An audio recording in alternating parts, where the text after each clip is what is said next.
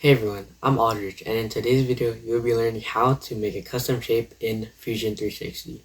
Hello everyone. In our last video, we learned how to navigate the HUD in Fusion 360. In today's video, we'll be learning how to make a custom shape in Fusion 360. The first step we need to take is to create a sketch.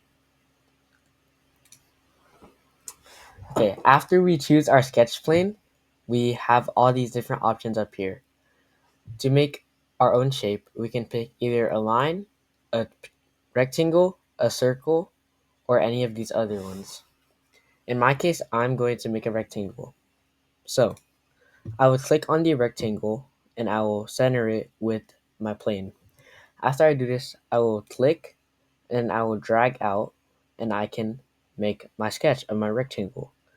Then when I have my rectangle, I can click again and it will make the sketch. After I'm done with my sketch, I will press finish sketch and now I have my rectangle.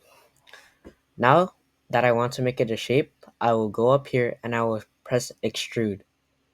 After I press extrude, it will pop up and extrude this face out.